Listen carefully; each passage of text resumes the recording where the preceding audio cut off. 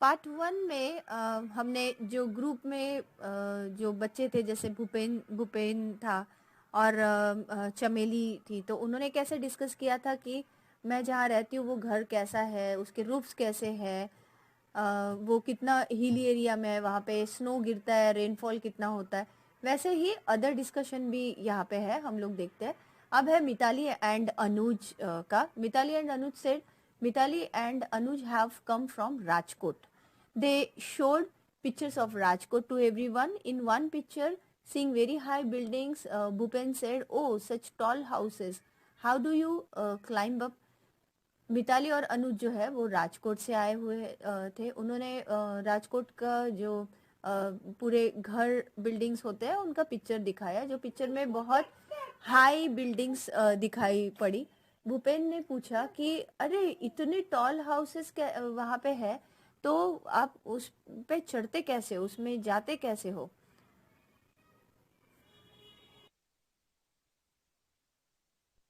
How do people go up in multi storey storeyed buildings? ये buildings में, इतने multi storey buildings में ऊपर लोग कैसे चढ़ते हैं, कैसे जाते हैं? तो ये सारों को अभी पता है कि कैसे हम लोग जाते हैं, है ना? तो आंसर यहाँ पे मैंने लिखा है, people go up in multi storey buildings through stairs और लिफ्ट्स। एक तो वो स्टेयर्स से जाते हैं या फिर लिफ्ट से जाते हैं। ओके, नाउ यहाँ पे एक ब्रैकेट में दिया हुआ है, स्क्वायर में दिया है, new Delhi is the capital of India. India का कैपिटल क्या है? तो दिल्ली। ठीक है, new Delhi is the capital of India. People from villages and towns come to big cities like Delhi in search of work. These people often settle in the city. There are a large number of people living here and the space is less. Many people do not have houses at all. They have to live in slums and many people do not have that either. People sleep wherever they find place, on the road, on the footpath, at the station. ये जो new Delhi है ये बहुत बड़ी city है, और वहाँ पे विलेजेस के या टाउन्स के जो लोग आते हैं जॉब के सर्च में, ठीक है, तो वहीं पे वो बस जाते हैं, सेटल हो जाते हैं। लेकिन वहाँ पे लार्ज नंबर ऑफ पीपल है जिनको रहने के लिए जगह तो चाहिए, लेकिन वहाँ पे रहने की जगह काफ़ी कम है, स्पेस काफ़ी कम है, क्योंकि बहुत सारे लोग वहाँ पे आके रह रहे हैं। तो सॉरी, मेनी पीपल जो है, बहुत सारे लोगों के पास घर नहीं होते हैं, तो वो क्या करते हैं, एक तो स्लम एरिया में यानी झोपड़पट्टी में ऐसे रहते हैं, या फिर कोई लोगों को तो वो भी नसीब नहीं होता है, तो वो क्या कहाँ पे सोते हैं? तो वो रोड पे सोते हैं, तो कोई फुटपाथ पे, तो कोई स्टेशन पे, ऐसे वो अपना गुजारा करते हैं। ठीक है, now discuss what care has to be taken by those who are living in mud houses. यानी जो मड हाउसेस में रहते हैं, यानी मिट्टी के बने घर में रहते हैं, तो उन्हें वहाँ पे कौन सी केयर लेनी पड़ती है?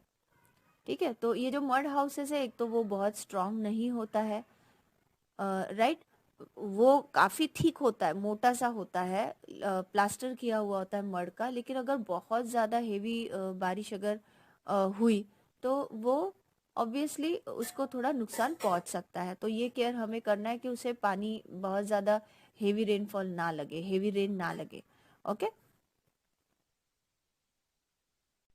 Now Kashiram told everyone. ये काशीराम क्या बोलता है सबको, हम लोग देखते हैं। I have come from Rajasthan, rainfall is very scarce in our area. It is very hot too. We live in mud houses. The walls of the houses are very thick. These walls are plastered with mud. The roofs are made of thorny bushes. ये जो काशीराम है, ये काशीराम राजस्थान से आया हुआ है। राजस्थान में तो बहुत कम पानी रेन देखने को मिलता है। ठीक है, वहाँ का प्लेस बहुत हॉट भी होता है, और ये जो काशीराम है वो मड हाउस में रहता है। उसकी जो वॉल है मड हाउस की, वो बहुत मोटी सी है, थिक सी है, और ये जो वॉल्स है, ये वॉल्स प्लास्टर्ड की हुई होती है मड से, यानी कीचड़ से वो उसको प्लास्टर किया हुआ होता है। एंड उसके जो रूफ्स है, जो पिक्चर में हमें दिख रहा है, वो थॉर्नी बशिश होता है, यानी कि जो हे होता है, मीन सूखा हुआ घास जो होता है, थॉर्नी बशिश, उससे मोटा सा ऐसे बशिश होता है जिससे वो पूरा प्रॉपरली ढक जाता है, ऐसे टाइप का रूफ वहाँ पे होता है राजस्थान में. In the same way, all the groups spoke about their houses. After the introduction, a cultural program was held. The children performed various dances. They sang folk songs in their own languages. Everybody had kahwa with almonds and cardamom. We really enjoyed ourselves. In the evening, we all went to the Dal Lake. We saw a houseboat. We sat in a shikara and some children moved the oars. We saw the uh, char char chinar surrounded by blue mountains. यानी ये जो discussion शुरू था, सब लोग अपने अपने city के हाउसेस के बारे में बता रहे थे. यहाँ पे कैसा हाउस होता है, क्या रूफ कैसे होते हैं. तो वैसे ही बहुत सारे वहाँ पे जो ग्रुप्स आए हुए थे, उन्होंने ऐसे अलग अलग अपने हाउसेस के बारे में डिस्कस किया. ये इंट्रोडक्शन होने के बाद में वहाँ पे कल्चरल प्रोग्राम हुआ, जहाँ पे बच्चों ने परफॉर्म किया, डांसेस किए, फोक सॉन्ग्स अपने अपने लैंग्वेज में वहाँ पे गाए. और everybody had kahwa with almonds and cardamom. उन्होंने वो खाया कहवा, ठीक है. And we really enjoyed ourselves. उन्होंने बहुत एंजॉय किया. और इवनिंग में वो गए दल लेक में, जहाँ पे उन्होंने क्या देखा, हाउस बोट देखा. वो शिकारा में भी बैठे. सम चिल्ड्रंस मूव द ओर्स यानी कि जो बोट को आगे ढकेलता है, दैट इज चापू, है ना. चापू ही बोलते हैं ना उसको, ओर्स को, जिससे पानी पीछे सरकता है और बोट आगे आगे जाती है.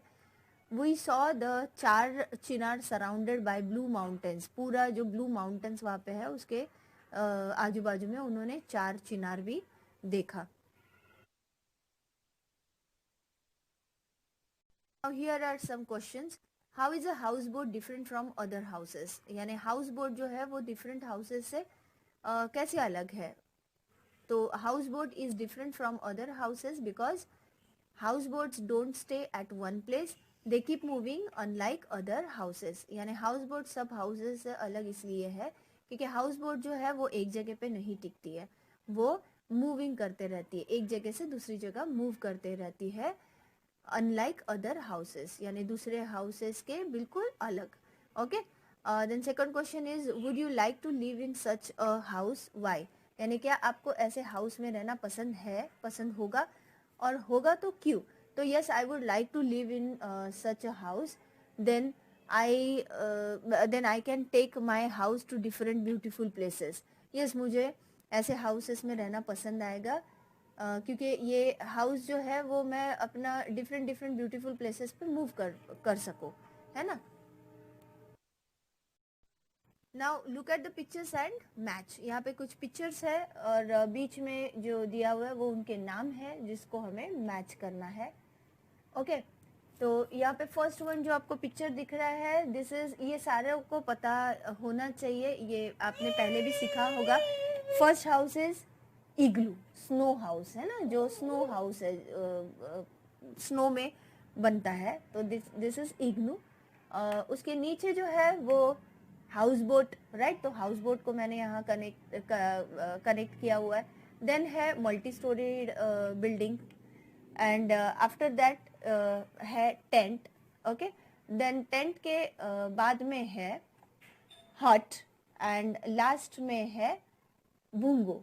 ठीक है. ये है हाउसेस डिफरेंट डिफरेंट, यहाँ पे मैंने मैच किए हैं. और उसके साइड में जो है वो draw the house you have seen, यानी आपने जो भी हाउसेस देखे हुए हैं वो आपको ये जो स्क्वायर्स दिए हैं उसमें आपको ड्रॉ करना है. ओके. जो भी आपने हाउसेस देखे हैं उन्हें.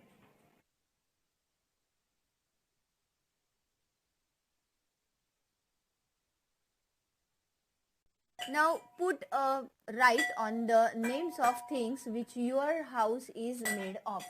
नीचे जो things दिए हुए हैं इनमें से आपके हाउस जो आपका बना, तो इसमें से कौन से थिंग्स यूज किए गए हैं, लेट्स सी। फर्स्ट है ग्रास, तो हमारे घर में ग्रास नहीं यूज हुआ है ना। डंग, काउ डंग भी अभी फिलहाल हमारे घर में इस्तेमाल नहीं होता है। जिनके घर में यूज किया हुआ है डंग या ग्रास, तो वो वहाँ पे टिक करेगा। मैंने किया हुआ है वुड, वुड पे मैंने टिक किया है। देन सीमेंट, कैनवस पे नहीं आएगा। मैंने आयरन पे टिक किया है। देन है प्लास्टिक, नो। लाइमस्टोन पे टिक किया हुआ है। देन बाम्बू भी यूज नहीं हुआ। देन है ब्रिक्स, उस पर मैंने क्लिक किया है। ग्लास, उस पर भी क्लिक किया है। एंड देन स्टोन पे क्लिक किया है। Okay, now look at the houses in your neighbourhood, what are they made of, make a list. यानी आपके जो नेबर में रहते हैं, जो आजू बाजू में रहते हैं, उन्होंने कौन से थिंग्स यूज किए हैं घर बनाने के लिए। तो मैंने यहाँ लिखा है cement, brick, stones, sand, concrete, wood, grass and iron. Then collect samples of things that are use for making houses. यहाँ पे ऐसे बोला गया है कि आपका हाउस जिससे बना हुआ है वो सैंपल्स को कलेक्ट करना है, वो चीज़ों को कलेक्ट करना है। Okay, then let us make a brick. अब ये ब्रिक क्या है, हम लोग ये एक वन काइंड ऑफ एक्टिविटी है जिसको हम देखेंगे। कलेक्ट सम क्ले, कुछ क्ले आपको लेना है। Add some water and knead it, उसमें थोड़ा वाटर मिलाना है। क्ले यानी कि मोस्ट ऑफ मिट्टी, जो काली मिट्टी होती है, उसमें थोड़ा वाटर मिला के उसको गूंदना है, अच्छे से मिक्स करना है। Fill it in an empty match box, जो अपना मैच बॉक्स होता है जिससे वो तीली, मैचिस की तीली जिससे हम दिया लगाते हैं, वो मैच बॉक्स में उसको डालना है। प्रॉपर उसको प्रेस करके रखना है। Take it out when dried, उसको जब तक कि ड्राई होता है, ड्राई नहीं हो जाता है, तब तक के उसको वैसे ही रखना है। Your little brick is ready, और उसको फिर बाद में बाहर निकाल के देखो तो आपका छोटा जो ब्रिक है वो रेडी हो जाएगा। Then colour your bricks, write your name on them, फिर उसको कलर करना है, उसके ऊपर आपका नाम लिखना है। Use all the bricks to make a colourful house, और ऐसे ही बाकी के भी ब्रिक्स बना के उसको डिफरेंट डिफरेंट कलर करो वो ब्रिक्स को, and decorate the roof of this house. और ये जो हाउस आप बनाओगे ब्रिक्स को एक के ऊपर एक रख के, और उसके ऊपर आपको रूफ बनाना है, उसको डेकोरेट करना है। ओके, ये जो एक्टिविटी है ये आप घर पे करके देखो, और मुझे इसका पिक्चर सेंड करोगे आप ईवीएस के व्हाट्सएप ग्रुप पे, होमवर्क वाला जो है, right. Just do this activity, बहुत मजा आएगा। देन कलेक्ट और draw pictures of different kinds of houses. आपको different different kinds of houses के पिक्चर्स कलेक्ट करना है, ठीक है, और वो पेस्ट करना है या फिर ड्रॉ करो। Use this to make a beautiful chart, display it in your classroom. और फिर ये ब्यूटीफुल चार्ट पे यानी चार्ट पेपर पे ये ड्रॉ करके, कलरिंग करके आप अपने क्लासरूम में इसको लगा सकते हो, ठीक है। This is also one kind of activity जो कि हम लोग प्रोजेक्ट में वगैरह मोस्ट ऑफ करते हैं। फाइन, तो ये ब्रिक्स वाला जो एक्टिविटी है जस्ट उसे ट्राई करके देखो और मजा आएगा। Fine, now here is our part 2 also completed, so our chapter number 16 is completed here. Your homework is, ये जो मैंने लिखा हुआ है ये आपको आपके टेक्स्ट बुक में लिखना है, और ये पूरा चैप्टर आपको 2 बार पढ़ना है।